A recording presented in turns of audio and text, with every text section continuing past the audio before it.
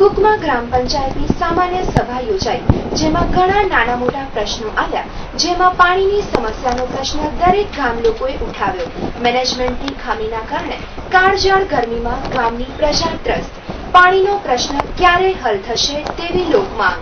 ગઈકાલે કુકમા ગામમાં ગ્રામસભા દર 3 મહિને જે રીતના યોજાય છે તે જ રીતના ગ્રામસભા યોજાઈ હતી, જેમાં ગ્રામજનો દ્વારા અલગ અલગ પ્રશ્નોની રજૂઆત કરવામાં આવી હતી, જેવા કે પાણીનો પ્રશ્ન, ગૌચર જમીન, બસ સ્ટેશન ઉપર દબાણ, જેમાં પાણીનો પ્રશ્ન મુખ્ય હતો। આવી કાળઝાળ ગરમીમાં પાણીની સમસ્યાનો જલ્દીથી નિકાલ કરવો જોઈએ, પરંતુ ક્યાંક ને ક્યાંક મેનેજમેન્ટના અભાવને કારણે કોઈ પણ પ્રશ્નોના હલ નથી થઈ રહ્યા। કોઈ પાણીને લઈ આવતો હતો, કોઈ ટકાણી લઈ આવતો, કોઈ ક્યાંક ગટર લઈને આવતો હતો। અત્યારે પોતે જો સમાધાન કરતા હોય તો એ એમ જ કે અમે બરોબર જ કરીએ છીએ, પબ્લિક કે સાચું બરોબર। મારો કહેવાનું એ છે કે જયેશભાઈ કરીને કહેતા હતા કે તલાટી હાજર નથી રહેતી, આ પબ્લિક બધી નાગરિક છે જે ને ઊભું અહીંયા બરોબર, એ કહેતા કે નથી ને દાખલા એના પાસે અમે લેવા જઈએ રેખડીએ છીએ।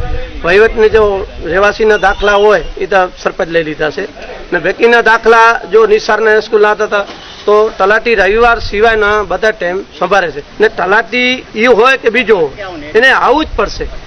વિશ્વ પર્યાવરણ દિન હોય ગઈકાલે કુકમામાં ગ્રામસભાનું આયોજન કરાયું, જેમાં ગામ લોકો જોડાયા હતા અને ખાસ કરી અને વોર્ડ નંબર 9ના રહેવાસીઓ દ્વારા પાણી બાબતે જણાવાયું હતું કે અમારા વિસ્તારમાં દર 5 દિવસે પાણી આવે છે, તે પણ દંગધડા વગરના ટાઈમ ઉપર, ક્યારેક તો રાતના 12 વાગે પાણી આવે છે। ત્યારે આવા વિસ્તારમાં મજૂર વર્ગ રહેતો હોવાથી આટલું મોડું પાણી આપે તે વ્યાજબી નથી, અથવા આવા અમુક વિસ્તારોમાં ટેન્કર દ્વારા પાણી આપવું જોઈએ તેવી માંગ કરાઈ હતી। અમારે વિસ્તારમાં જે પાણીનો પ્રશ્ન છે, હું વોર્ડ નંબર 9માં રહું છું। અમારો વિસ્તાર એ છે, આપ જોઈ શકો છો, ગામડિયા ડુંગળી બાજુ વિસ્તાર જ્યાં ચાલુ થાય છે એ વિસ્તાર એકદમ ગામના લેવલ પર ઊંચો વિસ્તાર છે। એ વિસ્તારમાં છેલ્લા ઘણા સમયથી પાણી બિલકુલ જેને કહેવાય ને કે ઢંગધડા વગરનું ધીમું આવે, અનિયમિત આવે છે અને વગર પ્રેશરે દિવસના અમારા વિસ્તાર મોટાભાગના બધા મજૂર વર્ગ રહે છે। હવે એમને છે ને દિવસના કામે કાળી મજૂરી કરી આવે, એ લોકોને ટાઈમ તો છે નહીં શેડ્યુલ કે ભાઈ તમારે આટલા વિસ્તાર આટલા વાગે પાણી આવશે, તો શું કરે એમને રાહ જોઈ બેઠા હોય કે પાણી ક્યારે આવશે, અને રાહ જોયા પછી પાણી ન મળે ના છૂટકે એમને જેટલી મજૂરીની ચિંતા નથી એટલી વધુ પાણીની ચિંતા હોય છે, અને વગર પૈસે એ લોકોને એકદમ ના છૂટકે એને પાણી ટેન્કર મંગાવવા પડે છે। એટલે અમારો એ પ્રશ્ન હતો। જ્યારે અમુક લોકોએ એવું જણાવ્યું હતું કે ગ્રામસભામાં ગામના લોકોના પ્રશ્નો સાંભળવા માટે યોજાય છે, ત્યારે ગામ લોકો તેમજ સરપંચ સહિતના લોકો સંયમ જાળવી અને ગામના વિકાસના કામો કરવા જોઈએ, ગામના લોકોની રજૂઆત પણ સાંભળવી જોઈએ, ત્યારે બધાને સાથે રાખી અને ગામના કામ કરવા જોઈએ તેવું પણ જણાવવામાં આવ્યું હતું। ગામમાં સભા જે છે એ ગામ સભા પબ્લિકના સાંભળવા માટે, અને એમાં પબ્લિકને પણ ઉશ્કેરવું ન ખપે, અને સરપંચો કે કોઈ હોદ્દેદાર હોય એને ઉઘરાવવાની કોઈ જરૂર ન હોય, એના જવાબ આપણે દેવા પડે પ્રેમથી, અને પબ્લિકના કામ કરવા માટે તો આપણે ગામ સભા ભેગી કરી બરાબર।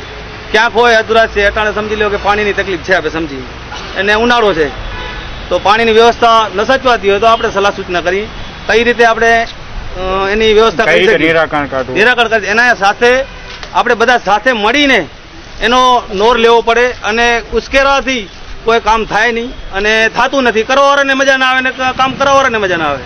એટલે મારો કહેવાનો મતલબ એ છે ટૂંકમાં કે, અને કોઈ પણ રજૂઆત ગામ સભામાં બધાને લેવાની હોય, કોઈ સાચી હોય કોઈ ખોટી હોય, પણ ઉશ્કેરાવાની કોઈ જરૂરત ન હોય, અને ઉનાળો છે અટાણે પાણીની તકલીફ છે આપણે સમજીએ તો એનો સોલ્વ કઈ રીતે કરો એના માટે બધા મળીને કામ કરીએ તો જ થઈ શકે। જ્યારે વોર્ડ નંબર 10ના એક રહેવાસીએ જણાવ્યું હતું કે અમારા 10મા વોર્ડમાં છેલ્લા 10 વર્ષથી પાણીની સમસ્યા સતાવી રહી હતી, અગાઉ વારંવારની રજૂઆતો છતાં પણ પાણીના પ્રશ્નોનો નિકાલ કરવામાં નહોતું આવ્યું, પણ હાલની જે બોડી આવી છે તેમને રજૂઆત કરાતા છેલ્લા 4 મહિનાથી અમારા વોર્ડમાં રેગ્યુલર પાણી આવે છે તેવું કહી અને રીતસર સરપંચનું ફેવર કર્યું હતું। મારા વોર્ડની અંદર 10મા વોર્ડમાં રહું છું બરોબર, 10 વર્ષની અંદર પ્રોબ્લેમ પાણીનો સોલ્વ નતો થયો, પણ હજી 4 થી 5 મહિના થયા ને આયા હવે પ્રોબ્લેમ સોલ્વ થઈ ગયો છે બરોબર ને। ઠીક છે, ક્યારેક લાઇટ ન હોય, પાણી ટાંકામાં ન હોય, હમી ફોલ્ટ હોય એના કારણે ના આવતું હોય તો ઠીક છે। દેવજીભાઈ ને આવવાના પેલા ફોન કરતા હતા કે દેવજીભાઈ અમારું પાણી નથી આવતું, અમારા સભ્ય છે વોર્ડ નંબર 10ના બરોબર, અત્યારે જ્યાં 4 થી 5 તમને શું કહેવામાં આવે તમારા એકવાર અમારા- પ્રોબ્લેમ સોલ્વ થઈ ગયો છે ખાલી એટલે હજી હશે અમુક જગ્યાએ ગામની અંદર. હું એમ નથી કહેતો કે ગામની અંદર પાણીની તકલીફ નહીં હોય. જ્યારે અમુક લોકો દ્વારા એવું પણ જણાવાયું હતું કે ગ્રામ સભામાં બીપીએલ કાર્ડ વિશે કોઈ પણ જાતની ચર્ચા કરવામાં નથી આવી.